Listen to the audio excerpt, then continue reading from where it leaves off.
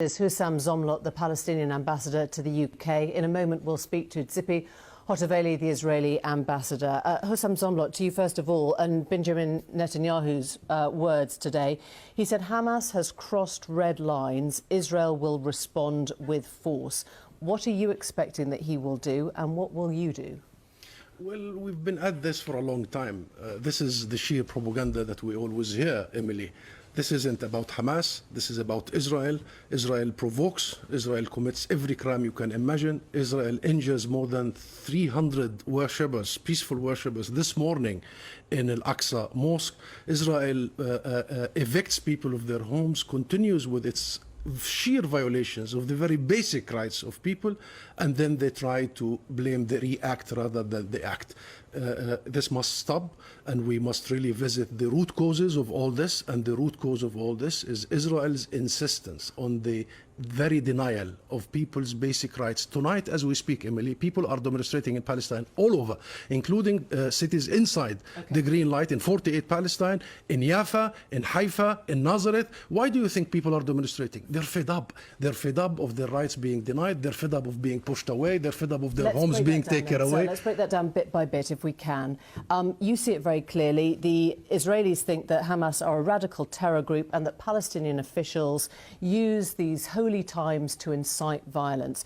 Was Hamas right to respond with rocket fire? This isn't about Hamas. Hamas was not involved. There were tens of thousands. They were when they fired rockets. Hamas did not decide to evict people from their homes inside the occupied city of Jerusalem. East Jerusalem is occupied not according to my law only, but according to your law, according to the UK position, according to the United Nations.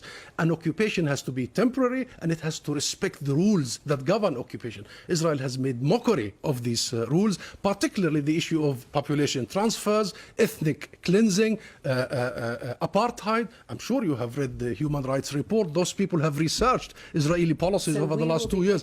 Ask the experts, not Netanyahu. Netanyahu is flaming of the settlements, but let's just try and understand this, because Dori Gold, the former Israeli ambassador to the UN, has told us it was pre-planned by Hamas. The march had nothing to do with it. You wanted to make Israel look bad. Do you condemn the rocket attacks by Hamas? I condemn, and I condemn Israeli aggression. I mourn for the 20 people who were murdered in Gaza only tonight. 9 of them are children. I am so sad to see the hundreds of my people being... I'm not asking about Israeli aggression. I will do that in a moment. I'm asking you about Hamas's aggression tonight. I am not aware of any Israeli who has been killed. And you ask me a question about violence and condemnation. Who should be condemned, Emily? Who should be condemned? Did you see the images of the 9 children being dissipated in Gaza tonight? Who should be condemned? And then the UK Foreign Secretary is quick to condemn Hamas and never to condemn the Israeli atrocities on a daily basis. We are sick and tired of the double standards, and we have to call it right this time. Call a spade a spade. Is it the Western governments? Is it... You heard the statement from Dominic Raab today. He condemned the firing of rockets. What is your response to the UK government? Always the story begins when Palestinian reaction happens, as if it started with Hamas. Look at your question. Your question is about Hamas, rockets. But that's because I'm talking to you. No, Emily. I have done many interviews. It starts with the Palestinian reaction, with the symptom of the illness. It never visits the illness.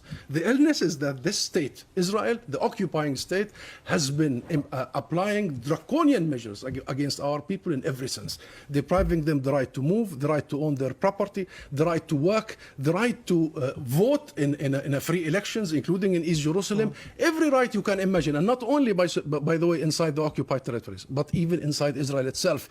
There is a Knesset law that has deprived our people inside Israel their basic rights of having self-determination. This whole system has been built.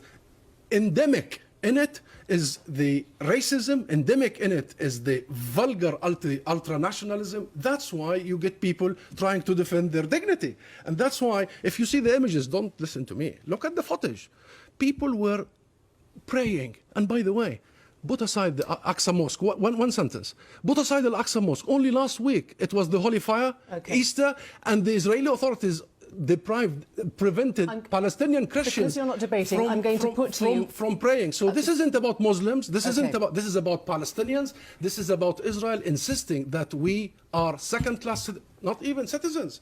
We have no rights. We are ought to be brutalized. with silence. And when we act with dignity, when we resist this, the whole thing becomes about our resistance and our struggle. And I understand very much those underlying issues. Let me ask you specifically about the Al-Aqsa Mosque, because that's not something that you will debate tonight for obvious reasons.